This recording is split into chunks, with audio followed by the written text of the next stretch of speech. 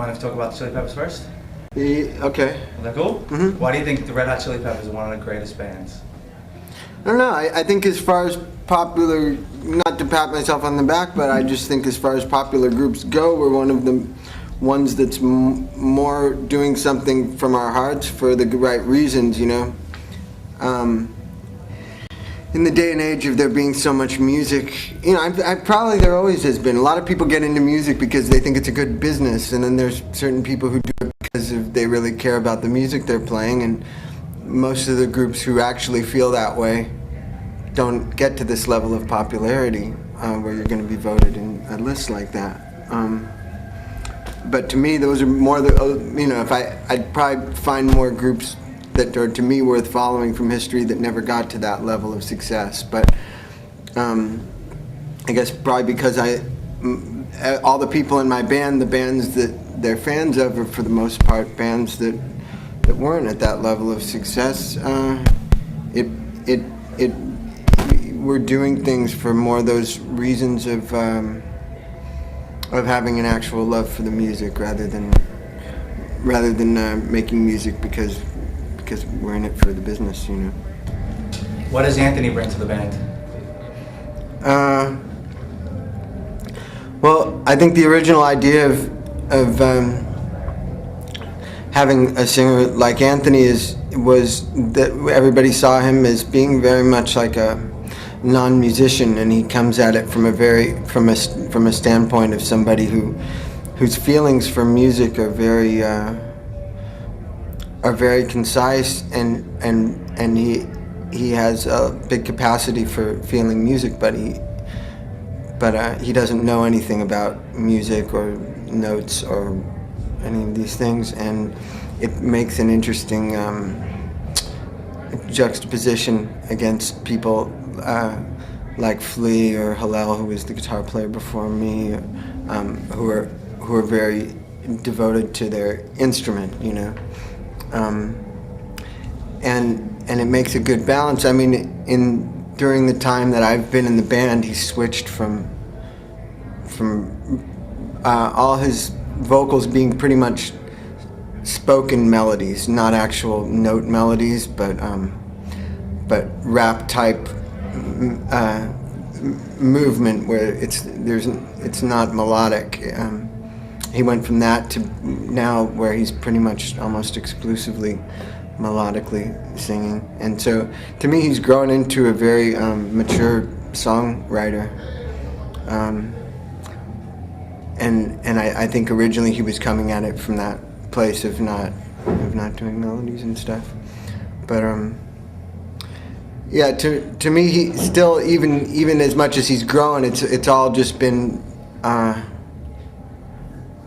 it's all just been intuition for him. He still doesn't know anything about, you know, he couldn't find his way around on a piano or anything, so it's all intuition for him, and for me that's inspiring because I enjoy hearing,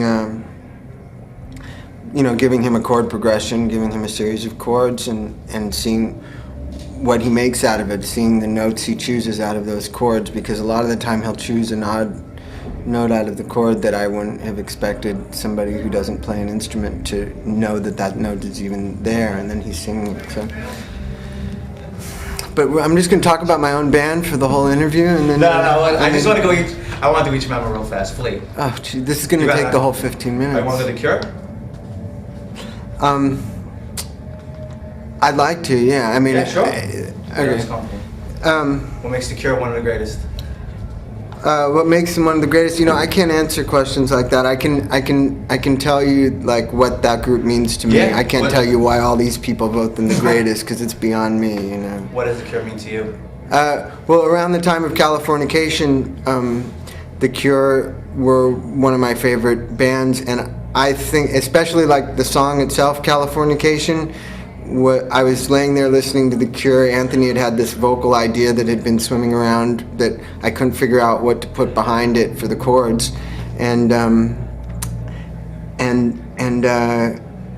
so I was listening to this song, forgetting now what it's called, but it's just half an hour long. It's a 25-minute long instrumental that they did around the same time as as the third album, and I'm spacing out on what it's called, but if you hear it, it sounds just like Californication, dun dun dun dun.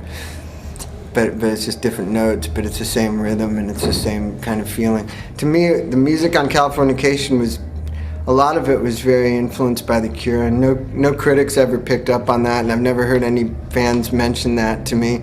But from my standpoint and Flea's standpoint, I get, maybe it's because it's a specific period of The Cure. It's that 17 Seconds and Faith. Those two albums were very influential on Flea and myself around the time of Californication, and to me, I hear those albums a lot if I listen to Californication, and I just like that kind of guitar playing like Robert Smith was doing back then, which is very very minimal and very choosing interesting notes. You have some people who are minimal, but the notes they choose to play seem so obvious or stock, and somebody like him, you can tell that.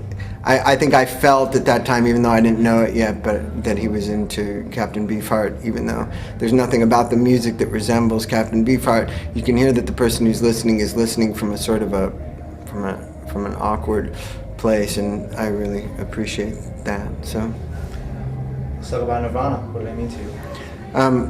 The period of time when I saw them in 1988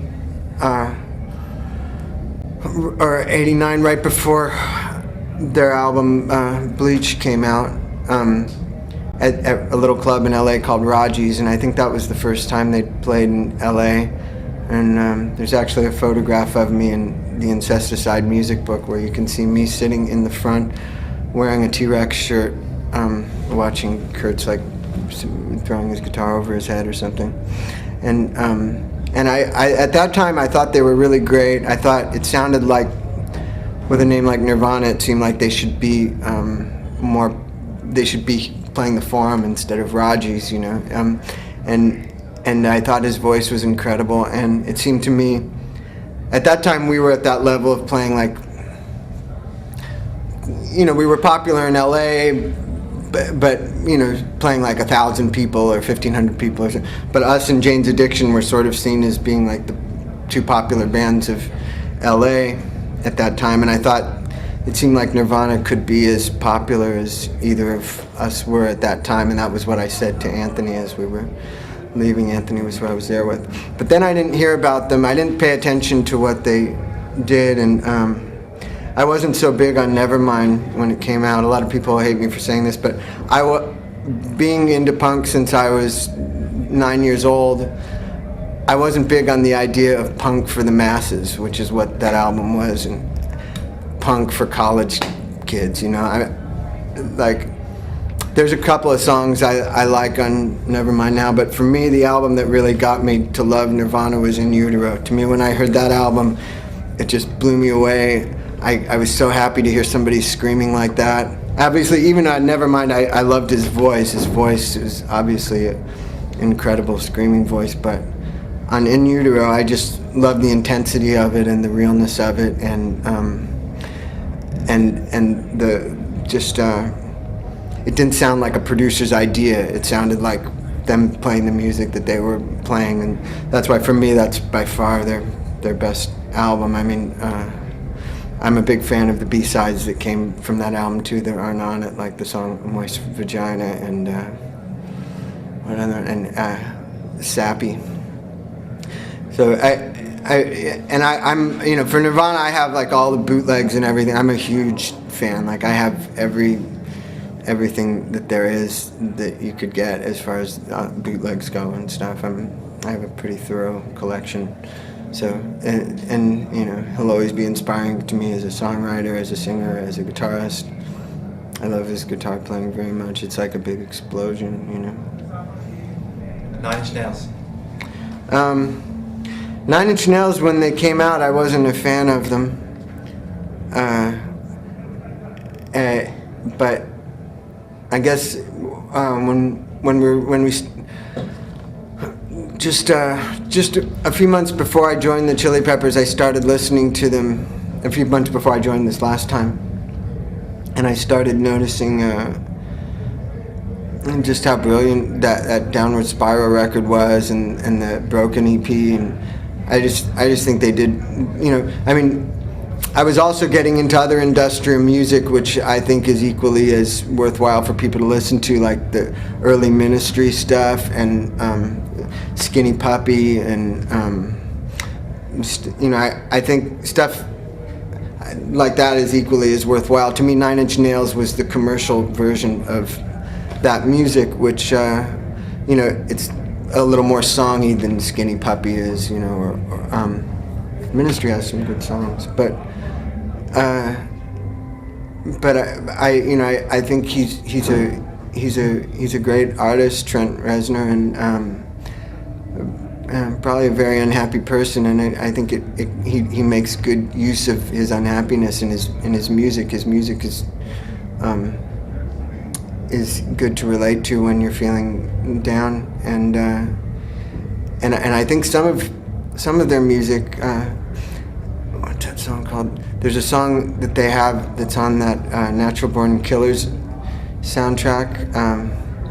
I can't remember what it's called, but it's a very ultimate kind of a song. It's I get a feeling from a lot of their music where it sounds very ultimately heavy to me, and it's a feeling that I get from certain groups. Nirvana being another one of the groups that gives me that feeling, but Nine Inch Nails definitely has those moments where you think nothing could be heavier than this, Can we talk about Radiohead?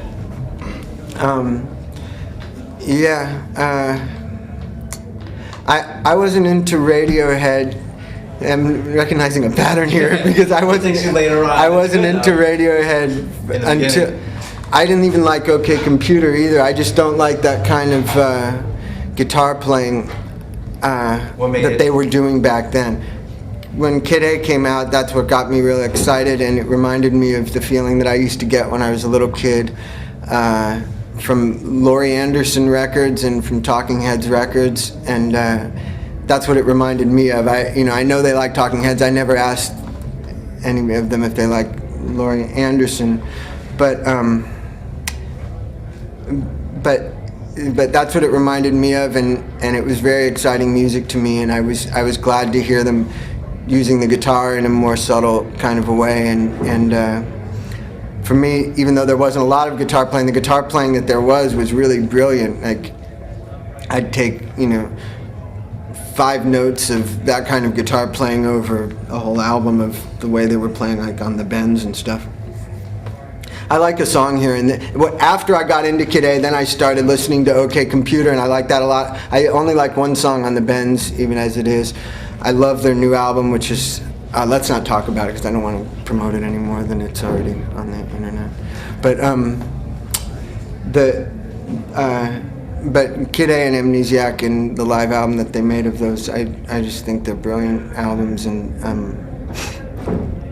his voice is so beautiful, and the guitar playing on the albums is so great, and approaching the guitar from that way, which has no connection to the Jimmy Pages and the Jimi Hendrixes and the Eddie Van Halens of the world, I think is a great way for guitar playing to go.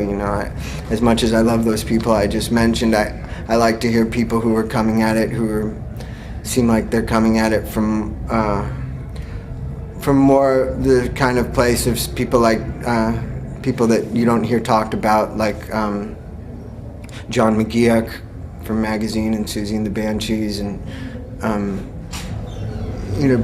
people who play in more textural kind of ways that weren't trying to be guitar heroes but were trying to make interesting music, and that's what I hear Ed and Johnny and Radiohead doing with their guitars. It's where I'm trying to come from at the moment as well. So. Talk about R.E.M. We have to go. Let me talk about R.E.M. Okay. R.E.M. Yeah.